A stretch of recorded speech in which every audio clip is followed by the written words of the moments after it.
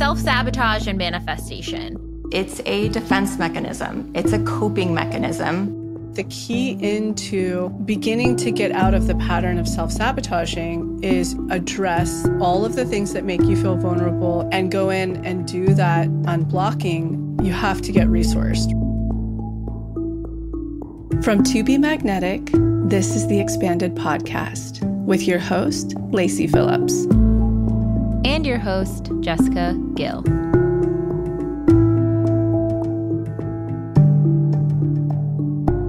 As the leading destination for neural manifestation, we dispel the woo-woo in order to help you create real, tangible results based on neuroplasticity, psychology, epigenetics, and energetics. Our goal is to normalize the practice of manifestation and empower you to get into the driver's seat of your life in order to manifest the experiences, relationships, and things that most align with your authenticity. And by pressing play, the process begins.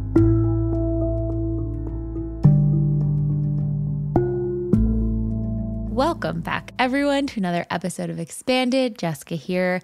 I'm so excited today. We have a couple fun announcements. One, we have our big summer sale going on right now where you can get $96 off of your annual membership. $96. So if you have been on the fence about this work, maybe wanting to dive in, perhaps wanting to participate in our summer challenge, which is kicking off next week with the pre-week, now is the time to do so. It is our biggest discount of the season. We're not going to get deals like this for a long time. So if you're thinking of joining, now is the time. Check our website, tobemagnetic.com, or go to our show notes page and you can join with our sale. The other big announcement is next Monday and this weekend, really, we are kicking off pre-week of our summer challenge, which is all about getting out of your own way, really taking a look and overcoming our biggest block in 30 days. We are using neuroplasticity, we're using EMDR informed techniques, we're using somatic experiencing techniques, we're using exercises inspired by internal family systems and parts work. I mean, we are putting all of the science and tools that we have seen work most effectively to overwrite limiting beliefs, neural pathways into ones of high self-worth into these 5 weeks. We are going to do it by also honoring our inner child, our play, our magnetism. So it's not all the heavy unblocking. It is a combination of the two. And in fact, when you can approach unblocking from a state of curiosity, play, nourishment, resourcing with your nervous system, you can actually go deeper and overwrite those neural pathways faster. I am so excited. There's so much to dive into. We are going to keep you afoot of everything going on here on the podcast. We'll have podcast themes similar to the weeks that are going on. I'll share on my Instagram story detailing how I'm overcoming and working through my block. The TBM Instagram will be sharing a bunch about it. The community group. Connect with your accountability buddies. This is going to be a really community-based challenge. And I say that even if you want to go through this completely solo, I say that because having the outside motivation, inspiration truly, truly helps people stay accountable. So even if you're like, I'd rather go through it by myself, totally fine. Just keep tuning in to podcasts or Instagram or whatever channel that gives you that little spark of inspiration to click back in if you start falling off. The other thing I wanted to mention about pre-week is this is the time to really think about your intentions for this challenge, to really synthesize, okay, what is my block? If you haven't done the Find Your Biggest Block exercise, that will be a part of pre-week. And once you get clear on that, we have a new exercise in there of really understanding the stakes here. If we keep repeating this pattern, if we keep going down this rabbit hole, what will happen with our life? And if we decide to change it, what will happen with our life? How do we connect with that motivation to keep us going forward? This year, we also added in a bunch of science around why we're doing what we're doing in the challenge. This is actually because Daniel, my fiance, when I was going through the exercise with him, he's like, wait, but why am I doing this? I need to understand that before I jump in. And we're like, okay, cool. We can put a little bit more science in here. So if you're someone who enjoys that, be sure to geek out on all of that stuff. And I really just want to send you guys love. I feel like this is going to be such a transformative portal that we are embarking in. There is so much growth to happen, so much beauty, so much surrender, so much releasing, and it's going to be a really potent, magical time. Today's episode is really diving into how we navigate with our blocks, right? And how our blocks turn oftentimes into a form of self-sabotage against our manifestations. So if you're someone who has been self-sabotaging, if you feel stuck, if you feel uninspired, if you feel like you notice the same patterns are always repeating and you can't seem to get on the other side of them, if you notice that you have a block and you're not sure what approach to take to chip away at it, to look at it, or if you are really craving a more aligned life, something that feels more reflective of who you are today versus who you were 6 months ago. That is everything that we are going to be diving into in this episode today, but also in the challenge with us. Join along, share what comes up for you guys. We can't wait to connect and hear more, and I hope you enjoy today's episode.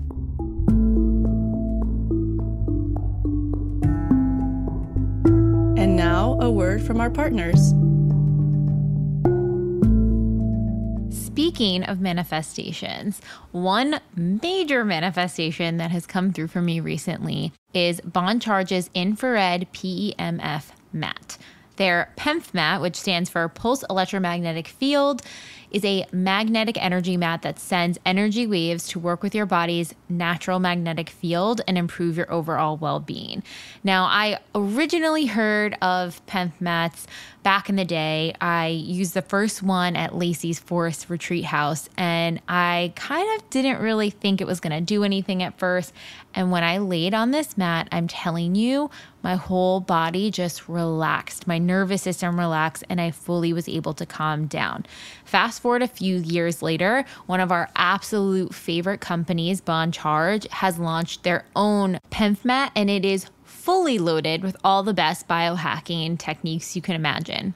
So not only do they have multiple frequency settings, one for delta waves to improve deep sleep, one for grounding and earthing that is in the frequency of Schumann's resonance, which is the Earth's magnetic field frequency, one for alpha waves to increase calm creativity, one for beta waves for logical thinking, conscious thought, or meditation, and one that cycles through all four to really align all different parts of your body. But that's not all. They also have red, near infrared, and far infrared light wave frequencies. You've heard me talk about this before, but red light therapy can be so impactful for muscle soreness, tension, pain in the body, detoxification, and so many more things. It is also packed with tourmaline gemstones, germanium gemstones, and amethyst crystals, which all help to balance your mood, keep you calm, activate spiritual awareness, open intuition, and attract positive ions from your body to keep you in that balanced state. And really exciting news from Bon Charge that all of their products, if you have an HSA or an FSA account, they're all eligible, giving you tax-free savings up to 40% on any product you buy from Bon Charge. This is huge. And it's also really cool that they're getting recognized for how much these biohacking products are impacting your health in such a meaningful way. So if you are interested in trying Bon Charge's new infrared PEMF mat, you can use the code MAGNETIC, that's all caps, MAGNETIC for 15% off. Again, that's magnetic, MAGNETIC for 15% off. Or you can go to boncharge.com/pages/magnetic and check out some of the other incredible biohacking low EMF products that Bon Charge has to offer.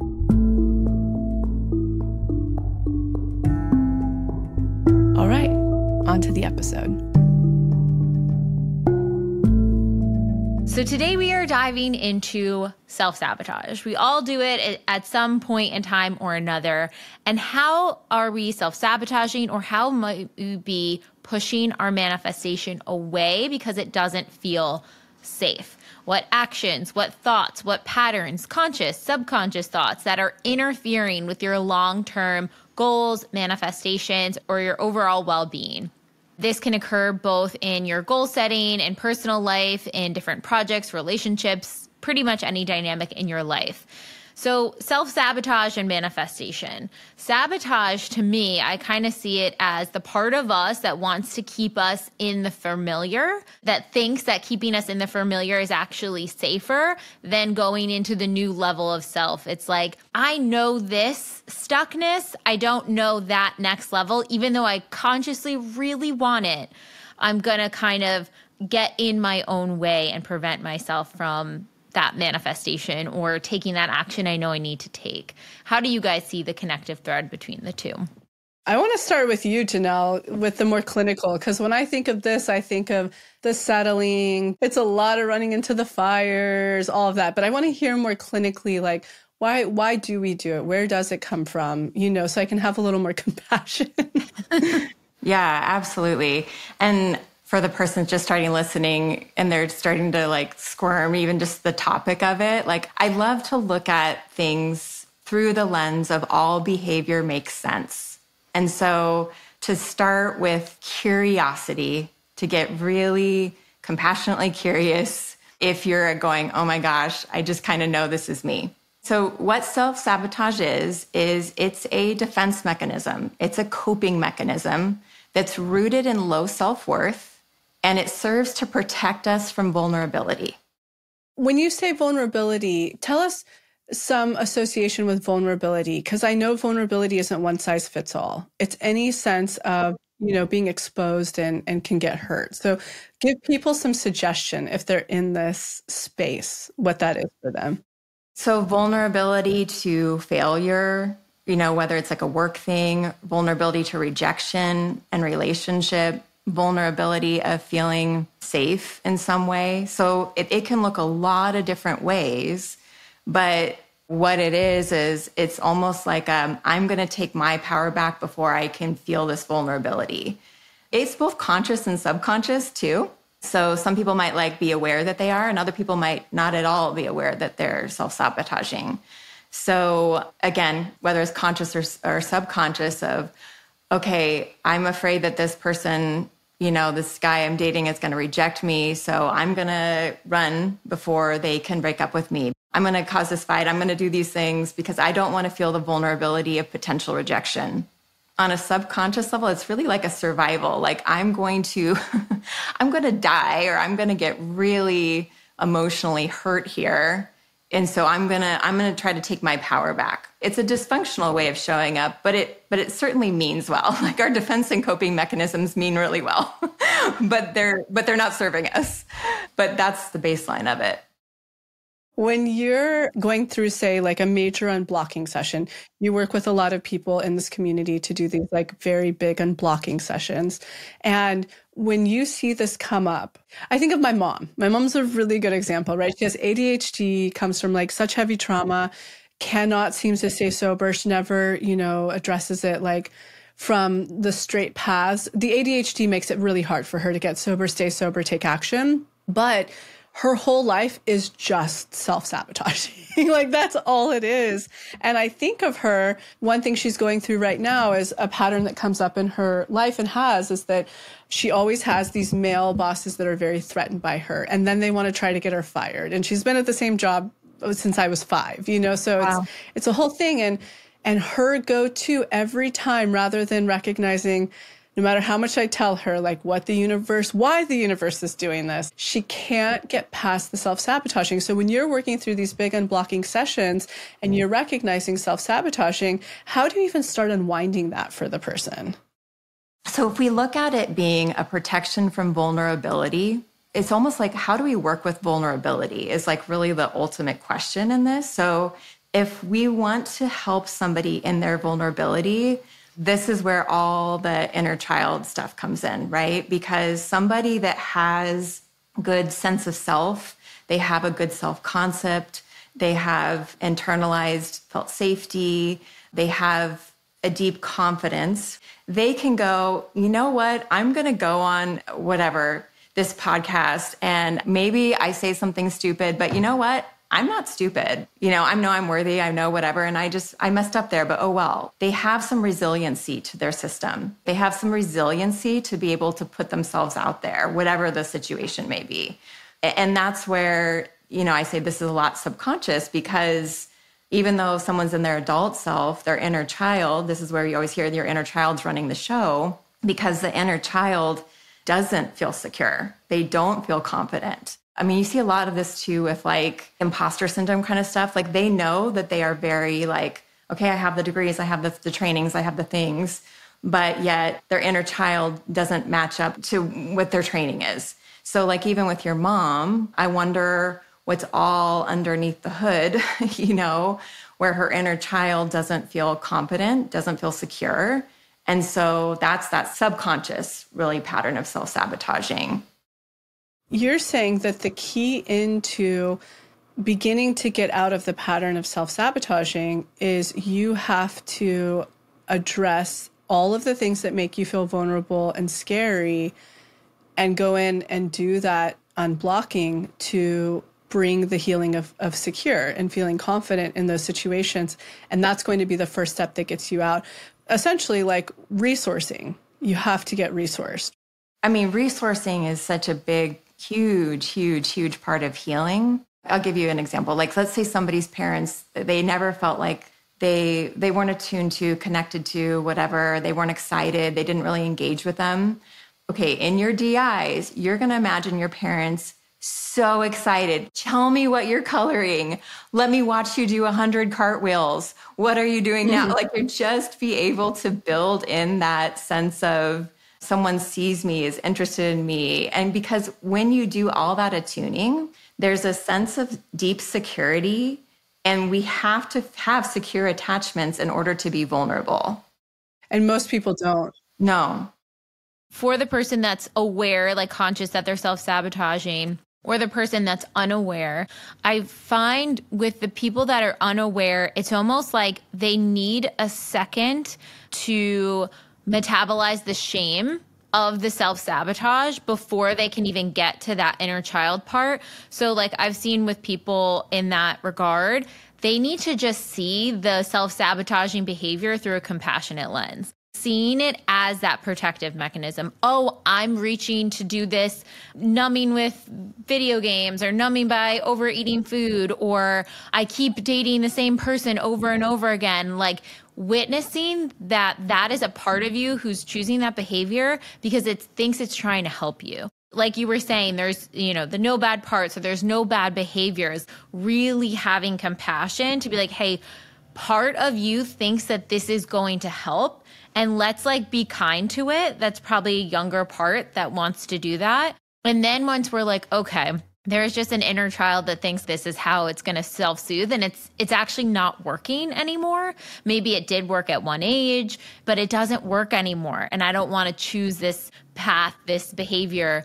Then let's get into the inner child piece, because I feel like that shame wall comes up where people are like, I don't even want to feel bad about all the bad things that I don't like that I'm doing. And then there's this piece around like cognitive dissonance where you can want one thing, you could be manifesting a partnership, and yet you keep taking actions that are the antithesis. You keep settling for the people that are not emotionally available. And so I think in that cognitive dissonance, there becomes that low self-worth. You're like, I can't even trust myself to make the decisions that are aligned towards my manifestation. And that's where it's like the resourcing, sitting with the shame, processing the shame, recognizing that this is our brain trying to protect us, all comes into play, because otherwise we can just become self-critical and self-judgmental against ourselves too. Which just keeps you in the same loop. But for the new listener, can you guys explain the cognitive dissonance? Because somebody might be going, oh, that really resonated, but not understand what it is. Cognitive dissonance is like a person like two things are true at once. And so they want to believe something about themselves or about another person. And they also believe something opposite at the same time. And so that's essentially this like rub of cognitive dissonance of what's true. But in context of self-sabotage, I believe that I can do this, but there's also this other part of me that doesn't believe that I can do this. That's where, the self-sabotage kind of dance starts happening. Even like with EMDR, for example, somebody's negative belief is I'm permanently damaged. And so that's such a deep self-sabotaging belief. There's a part of them that doesn't, and then there's also a part of them that does. And that's where the trauma work kind of comes into play. So you can actually integrate to whatever the truth is around the situation. One other layer, though, that I want to name that I find absolutely fascinating, because when we were talking about compassion and all of this stuff, is that, and I might even just like start with a disclaimer of like a trigger warning, but a while ago working with teenagers and all of that stuff too, and with some self-harm, is I learned that sometimes when somebody they're doing some sort of self-harm behavior, what's happening is their nervous systems, their sense of self doesn't feel safe to be in a fight response. Let's say they had a really abusive dad. Their nervous system doesn't feel safe to be incongruent with themselves, to be in a fight response. So basically, it's an internalized fight response to themselves, and then they end up hurting themselves in some way. So that's like the extreme behavior. But I also will say this could also be an effect with eating disorders, honestly, drug or alcohol addiction, any sort of kind of more self-harm behavior. It can be an internalized fight response. So maybe somebody historically that they loved so much and they felt like essentially I can't be with them and myself at the same time. So I have to self-abandon. And then that turns inward into some variation of self-harm behavior. Yeah. And to sort of piggyback off of what you're saying there, Janelle, too, how I understand cognitive dissonance is really the awareness and discomfort that someone feels when their behavior doesn't align with their values or belief. So when I think of cognitive dissonance, it basically is that you internally want X, you want some sort of manifestation, you want to see yourself in some way, you want to do something in some way, and yet your behaviors are opposite. And so it creates this almost chasm within you that makes you feel in conflict with parts of yourself. And so until we can really remedy those two parts and understand, well, why are my behaviors like this if I'm telling myself that I want that? And that's when it comes down to the subconscious belief, which is actually running the action instead of the belief or value that you consciously want. Yeah. What does that person do to start unpacking that? I've even seen that happen on maybe a milder cases with people who are so self-critical, like they kind of berate themselves on everything. It turns into like self-attack instead of getting mad at the person that like actually harmed them or betrayed them in some way, shape, or form. What would be one of the first steps of like pulling back out of that and starting to take back their fight response in a healthy way? If any time you have any behavior that you're like, why am I doing this and feeling so much shame? All behavior makes sense. Even the most radical of behaviors, all behavior makes sense. This would be a cue because a lot of times that person's so disconnected about who they're really angry about that they're like, I'm not mad at that person. What are you talking about? And I've seen it take, honestly, years for some people to actually come in congruence and awareness of who and what they're actually angry about. And so this is just something that you'll have to sit with and get really curious about. Yeah. And on a manifestation standpoint, this is so important because this is a lot of people's hang-up, self-sabotage in this work. And then they can get frustrated in this work because they're like, why am I not manifesting? Or get really down on themselves when they're aware of why they're not. It sounds like we're talking about a spectrum here, but kind of talking about sort of the everyday self-sabotaging, which I would tend to see when I worked with people. It was a lot of running into the fire, a lot of settling for the person who can't give you what you want because, you're like, well, maybe this is better than nothing. In career, it was really wanting to chase something, but not like you're saying, being very afraid of the vulnerability of rejection or failure or whatever, and not being able to go after it. So just kind of talking about that, the everyday person of that spectrum, what do we do here? It's hard. You're walking through an online membership that if you're not ready to get on it, like fully honest and secure, it could take a while, if you're not ready to fully go there. So like, I want to find that pivotal thing we can say that gives the person who's stuck in this the licensing to take the first, second, and third step to actually shifting that behavior and manifesting. So here's my thoughts here. One, these are more everyday things of self-sabotaging. Repeating patterns we don't like, procrastinating, lack of action, controlling, perfectionism, creating conflict, not asking for help or helplessness, victimizing yourself or having a victim mindset, negative self-talk, or even just recognizing when you think about having your manifestation, does a part of you fear that coming through? There is a block there. There is a self-sabotaging block there. See that fear as like a self-sabotaging part that's going to pop up and test you again and again and again to either go back to the old patterns or step through new ones. And so my thoughts on the action part of it is you are ready to work through what you are being tested in right now. If you're getting tested and triggered, if you do the find your biggest block exercise and you're like, this is, hitting me over the head again and again and again, it's ready for you to work through. And so that is what I want you guys to take through the challenge coming up. That is your block. That is your pivotal piece that we're going to resource on. We're going to sit with our inner child on. We're going to unblock on. We're going to just really support it in every way, shape, and form in order to completely transform it. Because that fear of our manifestation is like one of those core sticking points that's so hard to figure out. I mean, even think of our blind spot archetypes, the dreamer, the discerner, the empathizer. They're stuck in their fantasy or they're over controlling or they're avoiding taking action. How you get through it is let's sit with that part. Let's give it some validation. Let's listen to it, some compassion. Let's heal the inner child story and narrative that's attached to it. That I think will be like such a good roadmap for them. And I think like what Janelle was saying too, find your vulnerability. What's the worst case scenario? Because that's going to highlight your fear, your biggest fear, your vulnerability, and tackling that in this unblocking challenge, like you're saying. So to me, it sounds like between what you're saying, Janelle, and what you're saying, Jessica, number one, you have to find what your biggest fear is, what your vulnerability is. And then you need to sit with it with compassion. Like you really need to give it that space and that time instead of like the judgment or the anger or the resentment about it.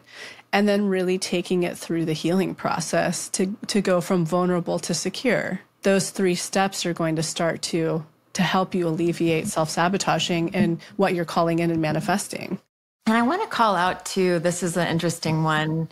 So there's sometimes, I've seen this with so many clients where like they're beating themselves up because they're in some space where they're like, I want to be doing this and I just don't. And sometimes it's a capacity issue where that person might be honestly in depression or some physical illness. I've had autoimmune before and I'm like, I'm so frustrated. I want to be doing these things. And my body's like, nope, you're out. Like you need a time out. And so that's different. That's not self-sabotage. You want to be doing it and your body, and for whatever reason is like, yeah, you can't right now. That's actually high self-worth to then pause to go, all right, I want to take these next steps in my business and I don't have the capacity. So I'm honoring where I'm at right now. I'm loving myself and I'm frustrated. This is not self-sabotage. This is just me honoring where I'm at. And when I do have a capacity, I'm going to take these steps. Or, a lot of different neurodivergence, even ADHD, sometimes it can be really difficult, right, to take all those different steps and things like that too. So I just want to name that's not self-sabotage. I think that's so, so important. And as someone who struggles with autoimmune stuff, I have for the last 10 years, the thing I want to say to the person who's sitting there hearing that, and I have friends who have way, way crazier health stuff. I even look at Jordan from The Balanced Blonde is a dear friend, and Lily Ashwell is a friend of mine, and what they're able to accomplish, you can manifest in the team to help you. You can manifest in the support. So I love that you separated that. Janelle, is really important. And I just want to serve as an expander and bring those expanders to mind. And I'm trying to think of others that I have that are still able to manifest and create what they want. You just need a little bit more help than the normal person. Yeah. It's interesting too how, you look at different cycles and generations, right? And like Lacy, even how you're talking about frustration with your mom's self-sabotage. I can think of times where I felt frustrated with my parents' self-sabotage, and that in turn created like a part in me that was like, I'm never going to do that, blah, blah, blah. Yeah. Like this is how I'm going to take control. But in a weird way, it created this controller part of me that's like, I need to be on top of everything. I need to have hands on everything. And that is exhausting and not balanced and not fully in high self-worth either. And so it's like looking how that part that developed to protect me from falling into patterns I didn't want to fall into, maybe we need to look at that and see if that's self-sabotaging to be over-controlling in some ways and balance it back out and make that inner child feel safe. That's definitely one of the themes I'll be taking through this challenge. 100%.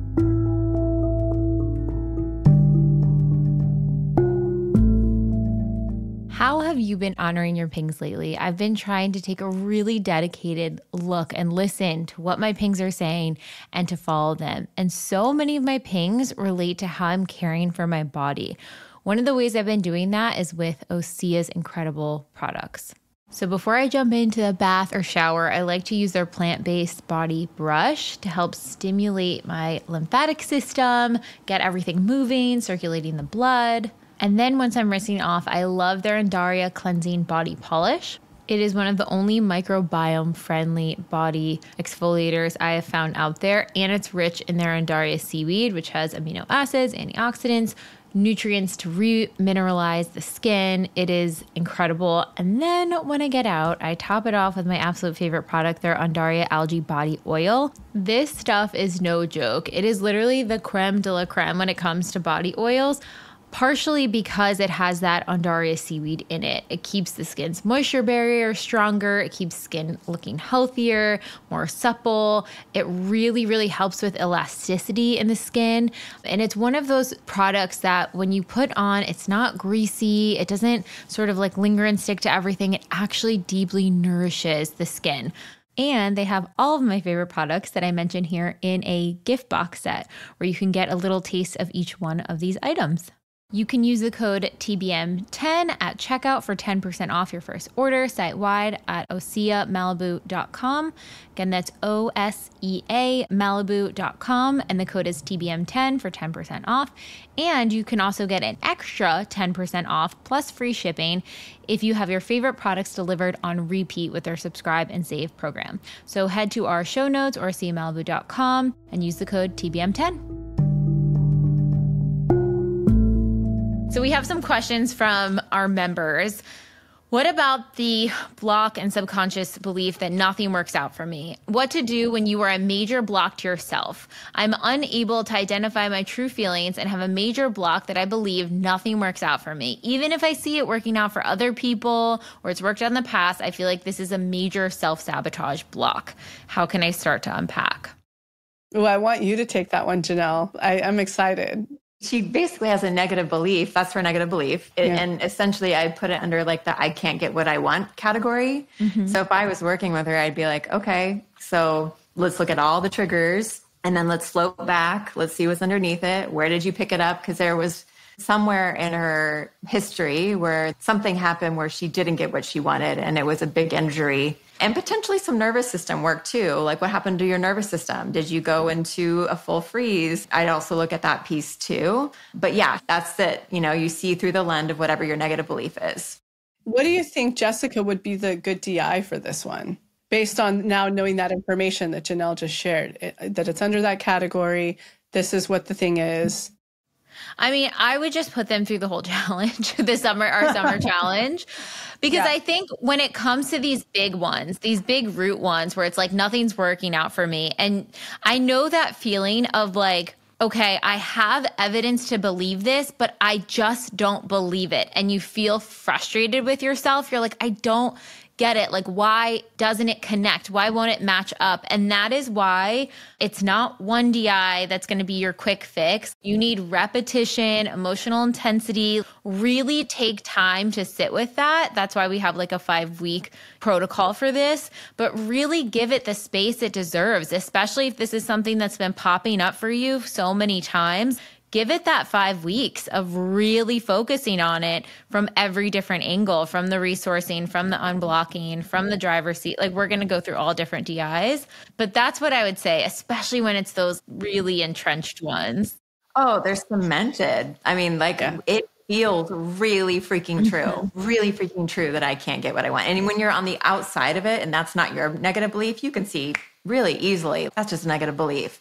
But when you're the person believing that negative belief, it feels like, no, I'm feeling such, and this is true. Before we go into the next question, I love, Jessica, that you said that this is a core wound, right? Is that what we can call it? Or a core negative belief? Like, it's a heavy one. It's a big one. It's certainly preventing manifestation at this moment. And I know we're going to in the challenge, but let's help people in this moment sort of identify what the thing is they're going to want to work on through this challenge, or maybe a couple of key factors to look at, because this is your time, right? This is your time in this challenge. You have 5 weeks that we're going to just be working on obscene amounts of neuroplasticity. And at the end of it, based on studies that show that it takes, do you want to talk about that, Jessica? That it takes how many days to change a habit, the in-between time. This is what we're tackling. And then we can maybe give people like 3 things to look at to identify what their core negative belief is, or their core wound is, that they want to take through this challenge to literally use neuroplasticity to change it. So the science shows it's between 22 to, I think, 66 days to overwrite a habit. The interesting thing is that is in the conscious mind. And when you're in the subconscious, things can wire and connect and fire so much faster. We have anecdotal evidence just of the volume of members who have taken 30 days of DIs and really worked through it. And the stuff that pops off for them on the other side is like insane. Like, they're laying brand new neural pathways of high self-worth. They're reinforcing them. They're calming their nervous system. They're feeling safe. And so we're basically creating the most effective protocol using all of our tools to help them walk through that. In terms of finding it, the one place, and in the pre-week of the challenge, we have this link too, but to find your root block, to find that core wound, the one that's like really in the way, think about what you're manifesting. We have a full exercise there, but think about what you're being tested and triggered in. When you bring that down, like, okay, if this is the trigger, what is the belief about yourself that you are taking away from that trigger or test? What is the fear that's playing out there? And you'll kind of do this exercise where you'll look at all of the pieces. And this is a really good thing to do with an accountability buddy, because they can help you in your blind spots or things you might not see. But really sit with all those things and synthesize, be your own pattern reader, and look at them and say, okay, the root actually is this. And we have an incredible core wounds beliefs chart that Janelle helped us craft about like all the different core narratives that might be showing up. So you can look at that as a reference. But I feel like once you look at all the pieces together, it's going to be so clear. You're going to like, oh, I'm not prioritizing my needs, or, oh, I'm being too controlling, or, oh, this is happening. And it'll be so clear that this narrative is popping up in so many places and is actually the thing that's blocking your manifestation. Awesome. I'm excited for this one because I think when you start to release this stuff and start to unblock, like even doing one deep imagining where you're feeling your feelings or processing these things, you start to feel lighter and lighter. Things just feel easier. When you're regulating your nervous system, when you're out of whack, you feel lighter. You can get to become that version of self. I was talking to the team the other day and I was like, I feel like this challenge is the epitome of what is that big crab shell that you've just been dragging along with you, trying to go with your next manifestation with, that's like weighing you down. And you cannot get to your manifestation until you let go of this crab shell, until you actually shift these beliefs. And that's what this is all about. It's like, let's shed that crab shell. Let's really work on this belief because it's not ours to carry anymore. It's not true. And how can we create new neural pathways around it? Yes. Okay, another question. Suffer to be deserving. What are the energetics between feeling the need to suffer in order to feel deserving of something? Is this a form of self-sabotage? This is a block of mine. I feel there are still threads of it. My backstory, I grew up hyper independent, always felt like I had to compete with my brother for attention from my mom. My dad was an alcoholic, always out of town, so it felt like a single parent situation. In my 20s, I had a health crisis. I finally felt seen by my mother, and since then, it feels like I have this pattern of chronic illness, yet I'm receiving the attention I feel I never received as a child. I also have become a workaholic, and I'm currently healing this wound of chronic health issues that resulted from it. Would this chronic illness, workaholism, energetically be a form of self-sabotage, and how do I work on healing it?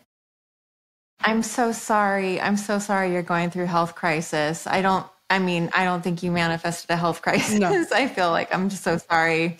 That to me is not self-sabotage. And honestly, what a weird little gift that you got.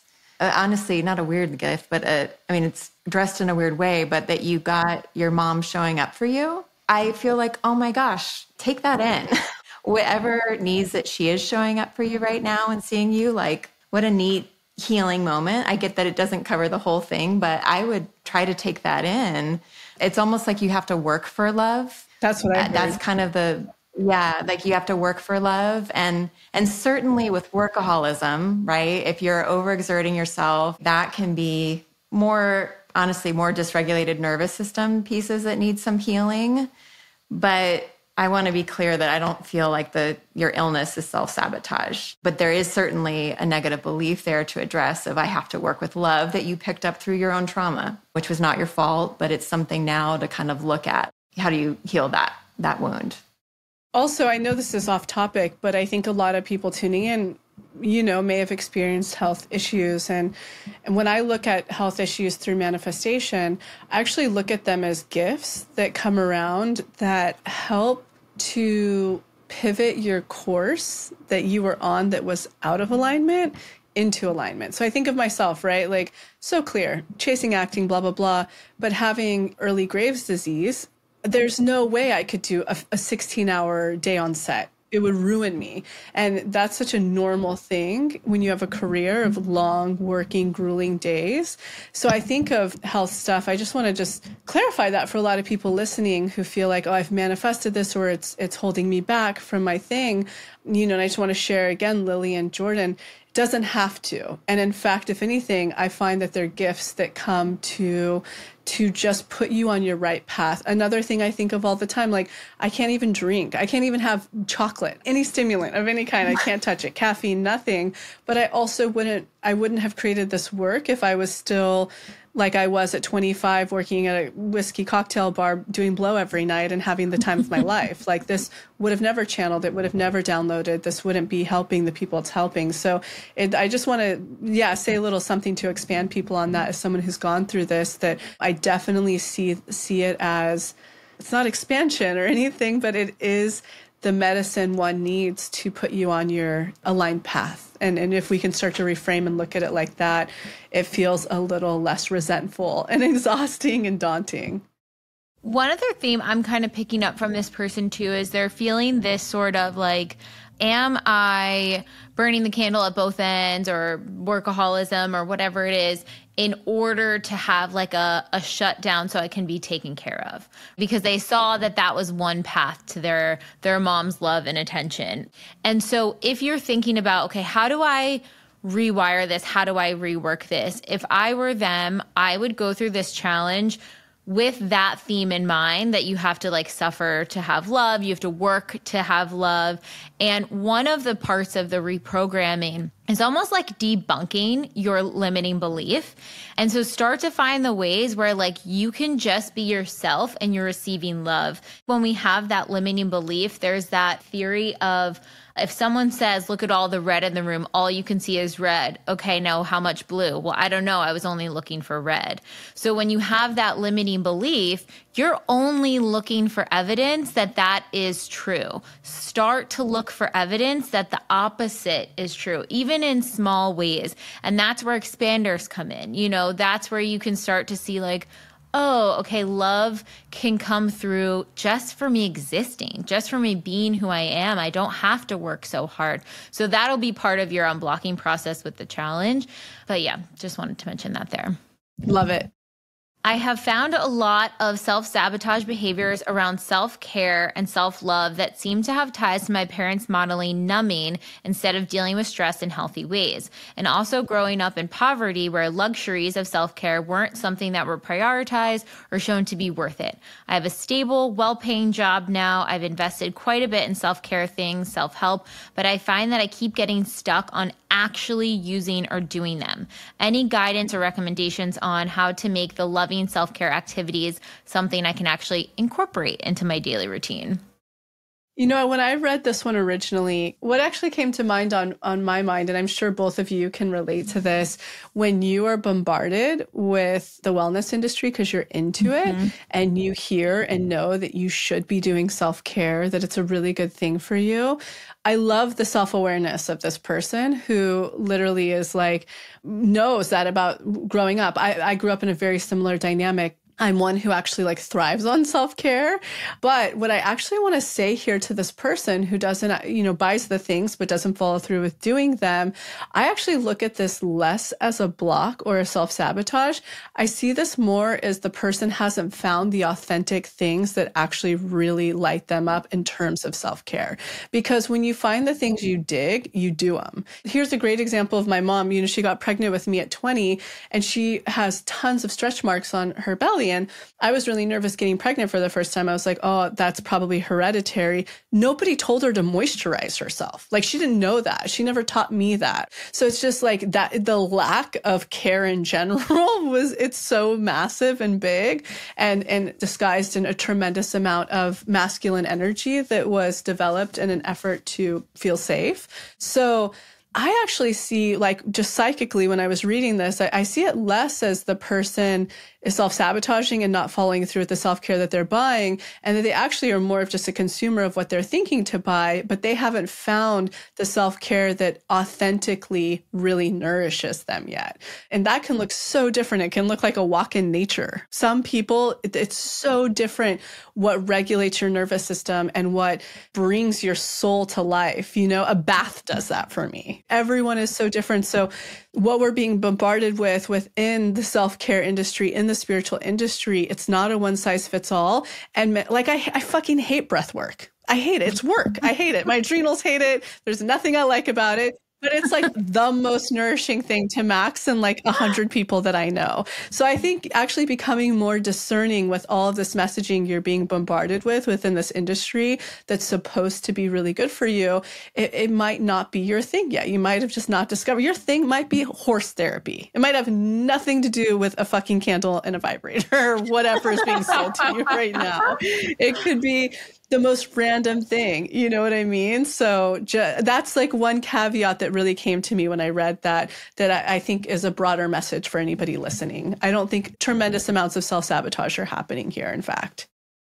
That's such a good point. And in week 1 in resourcing, you guys are going to get really in touch with what those self-care practices nourish you. Play around with it. Look at your authentic code, like what lights you up when you think about doing it, not the standard things that every single person says they do in their morning routine. For your authentic soul, what is your medicine? Like for me, it's walking in nature. Hands down, that is the best grounding tool, technique, anything. Like that to me lights me up. For Daniel, it's jumping in the ocean. that resets him in a way that walking in nature is great. He loves it, but like not like I love it. And going in the water is amazing, but it really resets him in a different way. Like, what is your authentic form of self-care? Because it does relate to how you're regulating and how you're helping support your nervous system too. Agreed. And yeah, and I think just giving yourself licensing to look at what is my thing? I love that you both know that. It's so, and I love that you mentioned the two things that nourish you both are free. Yeah. Isn't that amazing? Yes.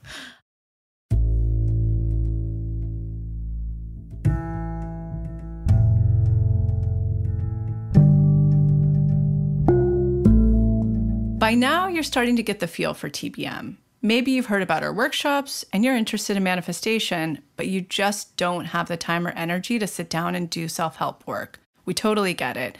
In fact, that's why we created the Daily Practice, which is our massive library of self-hypnosis tracks that you can do anytime without having to jump into a workshop. We call these tracks our deep imaginings, or DIs. DIs are different than normal meditations because we designed them using a combination of self-hypnosis techniques, deep theta waves, EMDR informed tools, and somatic experiencing. A fully loaded formula that is scientifically proven to help you clear your blocks and triggers on a subconscious level, giving you the power to actually create new neural pathways in your brain. So if your boss pisses you off, use our trigger DI. If you want to feel magnetic before a party or an important meeting, use the magnetic self DI. If you're feeling anxious or down on yourself or you need help making a decision, we've got a DI for all of these scenarios and more. You can get full access to the Daily Practice inside the Pathway membership, where you'll also get unlimited access to every workshop, tool, and offering from TBM. The tools in the Pathway membership will support you year-round, whether you're in the worst, a rock bottom, or second worst, a rut, or feeling good and you want to keep the magnetism going. In the Pathway, you'll effectively learn how to become your own manifestation coach, all for less than $1 a day. So even if you're not ready to start a workshop, join the Pathway and start rewriting your neural pathways now to create magnetism. Work through your triggers and get closer to your authentic magnetic self in order to manifest. And we have our big summer sale going on right now where you can save $96 off of your membership. Be sure to check the link in the show notes or go to our website, tobemagnetic.com, to check out the sale. Now back to the episode.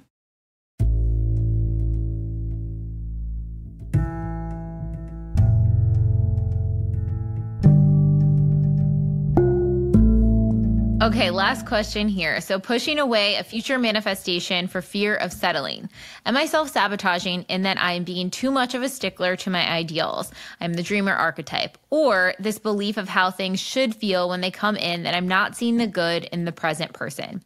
I'm calling in my aligned life partner now and have this idea that when I meet the guy who's the right one, my full list, there'll be ease and confidence that I don't have to keep questioning if he's the one or not.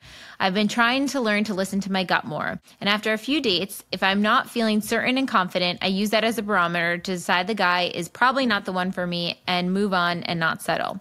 I wonder if this is making me push away potential partners because I may need more time to get to know them better. I've been trying to work through lack mentality in dating, meeting my life partner, and I wonder if I'm doing some form of bypass by assuming that if the guy doesn't give me a gut feel of hell yes, based on my list and interactions, he must be a test and I need to pass it to get to my manifestation faster. I would love to have some advice on this. I'm like, this is so hard because it's like, to me, there's a lot of nuance in all of this stuff. But certainly, I do identify as the dreamer archetype, this is something to look out for, right? Like, are you writing people off too quickly? Yeah. Are your standards so high that you're actually blocking yourself to love because you're nitpicking different things? And what's also interesting, I used to think this, and I don't anymore, which is why I'm with my partner now.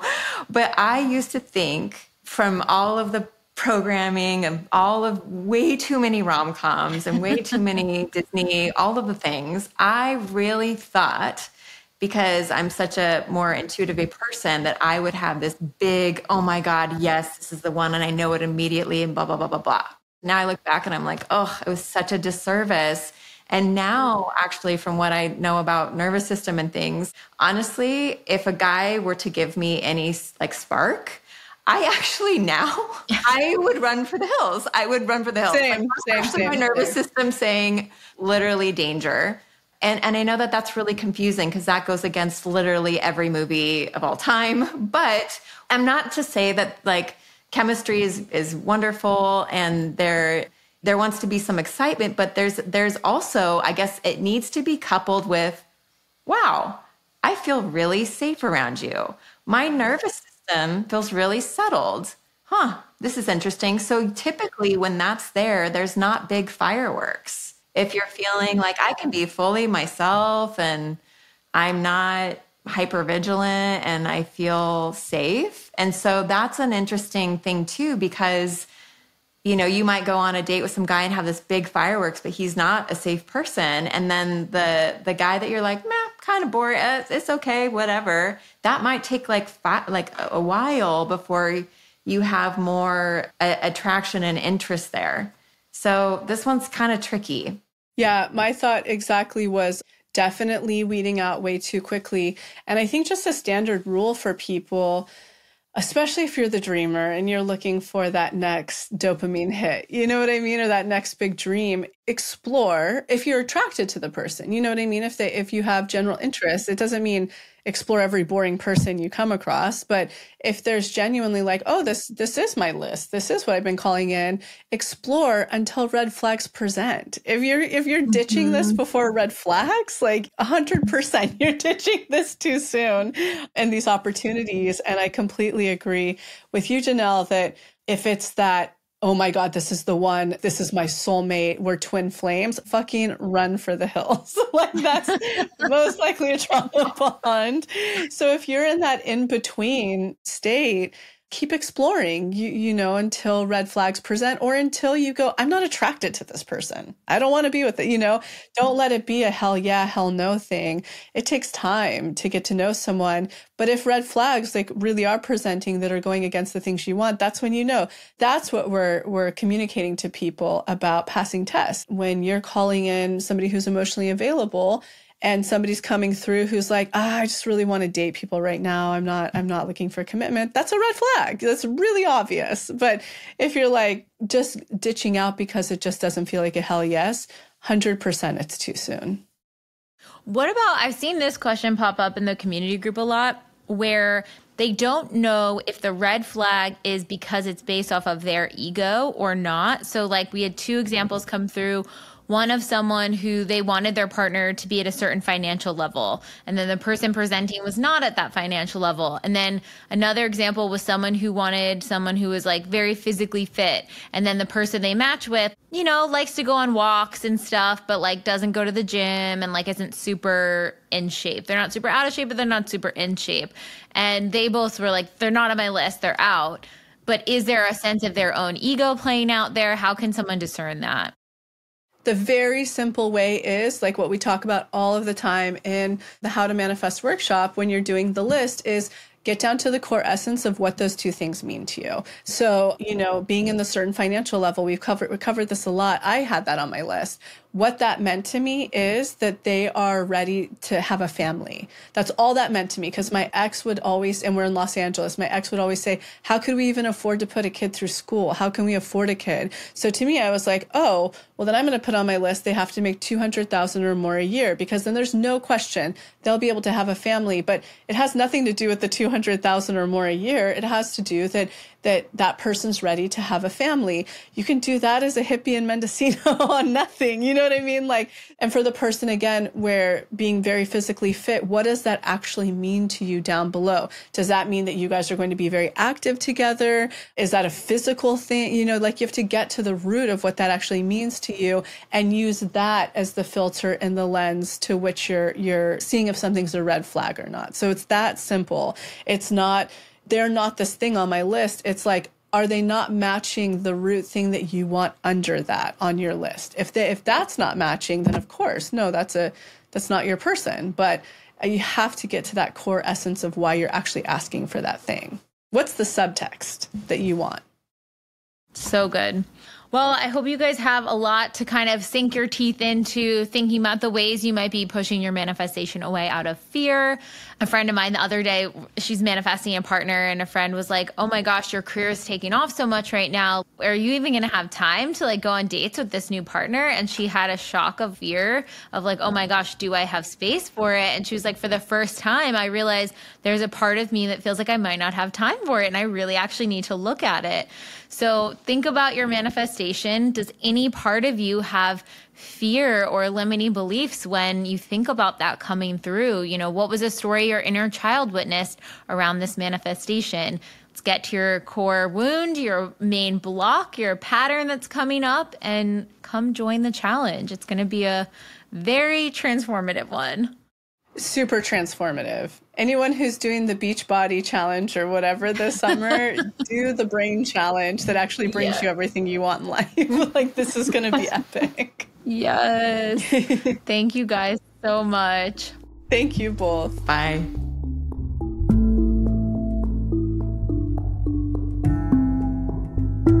I hope you guys enjoyed that episode and are starting to feel inspired.